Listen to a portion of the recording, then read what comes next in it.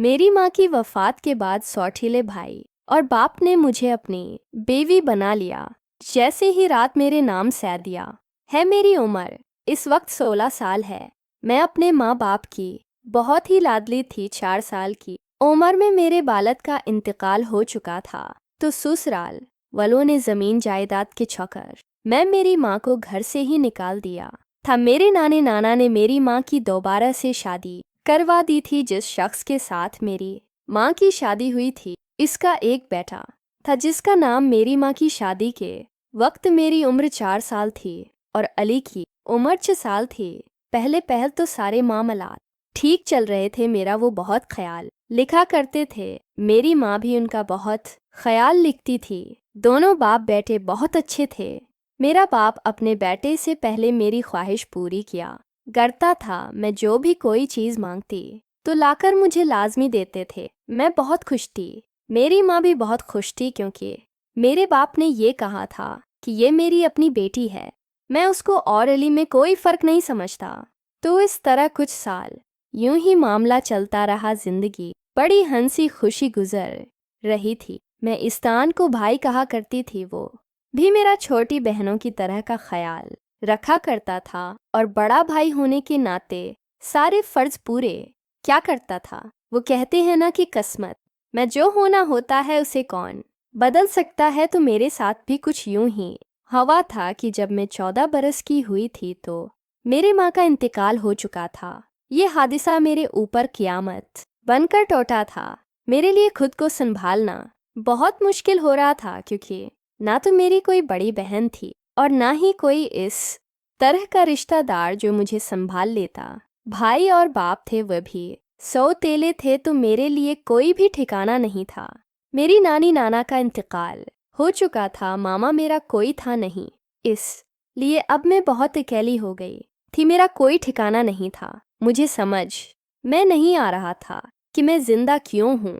मैं बस एक ही चीज़ की दुआ करती थी कि मैं अपनी माँ के पास चली जाऊं, लेकिन मुंह मांगे तो मौत भी नहीं आती। इसलिए मैंने खुद को संभाला और अपने आप को समझाया कि जो होना था वो तो हो गया, अब आगे क्या करना है। मैंने खुद को संभाला और वहीं पर रहना शुरू कर दिया था। अभी मेरी माँ को फौत हुए 3 महीने ही गुजरे थे कि मेरे सौतीले भाई और बाप के तेवर बदलने लगे। वो मुझे ये नहीं समझते थे कि मैं भी इसी घर में ही रहती हूँ। मैं भी एक इंसान हूँ। हर वक्त मुझ पर ताने मारते रहते, मेरे ऊपर इल्ज़ामात लगाने लगे। मुझे समझ में नहीं आ रहा था कि किस्मत में ऐसा मेरे लिए क्या लिखा है कि जिसकी वजह से मेरे साथ ये सब कुछ हो रहा है। मैं बहुत परेशान रहने लगी थी। मेरे भाई के भी तेवर मेरी तरफ देखकर बदलने लगे थे।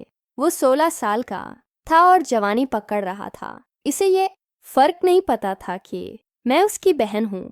वो मुझे अपनी महबूबा समझने लगा था, इसलिए मेरी तरफ देखने का अंदाज बिल्कुल वैसा ही था। और मेरा बाप, जिसे औरत की शदीद कमी में महसूस हो रही थी, वो भी हर वक्त मुझे बहुत गुस्से में देखता था। इसलिए मैं और भी ज़्यादा परेशान रहने लगी थी और मेरे दिमागी अजियत बढ़ रही थी। मुझे अपना भी ख्याल नहीं रहता था कि मैं क्या कर रही हूँ और आगे मुझे क्या करना है। मैं बस एक ही चीज़ महसूस कर रही थी कि मेरे साथ क्या होने वाला है, क्योंकि मुझे हर वक्त अपनी इज्जत का ख्याल होता था कि अगर इन लोगों ने मेरे साथ कुछ ऐसा वैसा कर दिया तो मेरे ऊपर तो कोई यकीन भी नहीं करेगा। और इन लोगों का कोई भरोसा नहीं है, क्योंकि ये ना तो मेरे सगे भाई थे और न ही मेरा सगा भाप। इस लिए मेरी परेशानी में और अज़ियत में दिन बदन इजाफा होने लगा था। अभी कुछ दिन ही गुजरे थे कि अली मेरे पास आया और आकर कहने लगा कि देखो, अब तुम्हारे पास इस घर में रहने का कोई जवाज नहीं बचता। इसलिए तुम्हें अगर इस घर में रहना होगा तो मेरा कहना मानना होगा और मेरी हर ज़रूरत पूरी करनी होगी। मैंने ये सोचा कि शायद वो खाने पीने या कपड़ों की बात कर रहा है, लेकिन मुझे क्या पता था कि वो इतना आगे का सोच रहा है। वो कहने लगा कि मेरी हर ज़रूरत तुम्हें पूरी करनी है। मैंने 1 मिनट के लिए तो हामी बरत दी थी, लेकिन बात जैसे ही आगे चलती गई वो बताने लगा कि दरअसल मैं अब जवान हो रहा हूँ। मेरा बाप अभी मेरी शादी तो नहीं करेगा, लेकिन मेरी भी कुछ ज़रूरियात हैं जिन्हें तुम्हें पूरा करना होगा। इसकी ये बात सुनकर मैं कानों को हाथ लगन लगी थी और कहा कि खुदा का खौफ करो, मैं तुम्हारी बहन हूँ। वो कहने लगा कि तुम मेरी बहन किस हिसाब से हो, ना तो तुम मेरी बाप की बेटी हो और ना ही मेरी माँ की बाप की बीवी की बेटी हो, तो मेरी बहन किस हिसाब से भी नहीं लगते। इसलिए तुम्हें मेरे साथ ये रिश्ता कायम करना होगा, नहीं तो मैं तुम्हें अपने बाप को बताकर इस घर से निकलवा दूं। गईस की बात सुनने के बाद मैं और भी ज्यादा परेशान हो गई थी और डरने भी लगी थी कि अब न जाने मेरे साथ क्या होगा। मैंने फैसला किया कि मैं ये सारी बात खुद उसके बाप को बता दूंगी। मैंने रात होते ही सारा मामला उनके आगे रख दिया। उन्होंने कहा कि देखो, मैं तुम्हें अली से तो बचा लूंगा, लेकिन तुम्हें मेरी भी एक डिमांड पूरी करनी होगी। मैंने जब पूछा कि कौन सी डिमांड है, तो उन्होंने भी सेम वही शर्त रख दी। अब मेरे लिए कोई भी रास्ता नहीं बचा था। आगे कोया और पीछे खाई थी। मैं जहां भी जाती थी मुझे हमेशा एक ही चीज का डर लगा रहता था कि न जाने अब मेरे साथ क्या होगा। तो मैं एक फैसले पर पहुंच गई थी कि अब मुझे अगर इस घर में रहना है तो मुझे ये समझौता तो करना ही पड़ेगा। मैंने खुद को राजी कर लिया था। मैं अब दिमाग चलाने लगी थी और मैंने ये फैसला किया कि मैं एक तीर से दो शिकार करूंगी।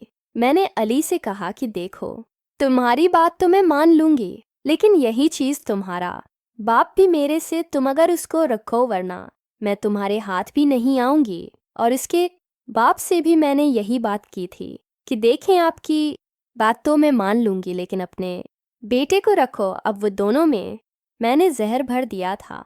वो दोनों एक दूसरे के खिलाफ हो गए थे। वो आपस में लड़ाई झगड़ा करने लगे थे। दोनों में झगड़ा इस कदर शदीद हो गया था कि बाप ने बेटे को हमेशा हमेशा के लिए रिश्ते से हटा दिया था और बाप को पुलिस पकड़ कर ले गई थी।